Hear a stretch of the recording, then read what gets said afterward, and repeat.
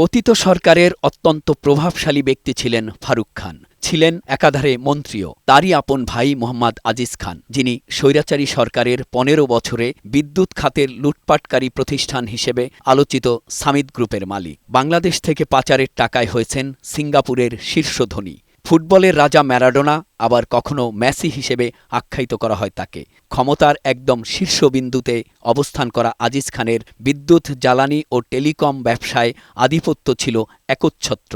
অবৈধ পথে অর্জিত হাজার হাজার কোটি টাকা পাচার করে তিনি সিঙ্গাপুরে গড়েছেন সাম্রাজ্য, নিয়েছেন নাগরিকত্ব।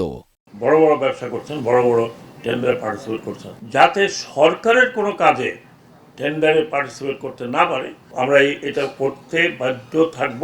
বুধবার সচিবালয়ে নৌ পরিবহন মন্ত্রণালয়ের সম্মেলন কক্ষে গ্রামীণ টেলিকমের লভ্যাংশের চেক গ্রহণে আয়োজিত অনুষ্ঠানে কর্মসংস্থান মন্ত্রণালয়ের উপদেষ্টা অবসরপ্রাপ্ত ব্রিগেডিয়ার জেনারেল সাখাওয়াত হোসেন জানান, আলোচিত সামিট গ্রুপ সহ সরকারের তালিকাভুক্ত ৭,৬১৮টি কোম্পানি কখনোই তাদের প্রতিষ্ঠানের লভ্যাংশ জমা দেয়নি শ্রমিক কল্যাণ ফাউন্ডেশনের তহবিলে। বাংলাদেশে প্রচুর বড় বড় কোম্পানি আছে, মূলত বলা হচ্ছে যাদের ২ কোটি টাকার বেশি ইনভেস্টমেন্ট থাকে, এবং তারা যে প্রফিটটা করে সেই প্রফিটের থেকে 0.05%। তারা যদি দেয় তাহলে বাংলাদেশে শ্রমিকদের জন্য অনেক কিছু করা যায়। তো রিভিউতে আমার কাছে মনে হলো যে ওনারা যখন বললেন মাত্র 450 মতো, তো আমি বললাম 450 মতো, বাংলাদেশে কয় হাজার আছে আমরা জানি না।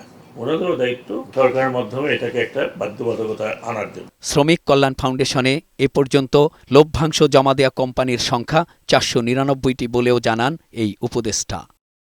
মেহেদী আজাদ মাসুম, বৈশাখী সংবাদ, ঢাকা।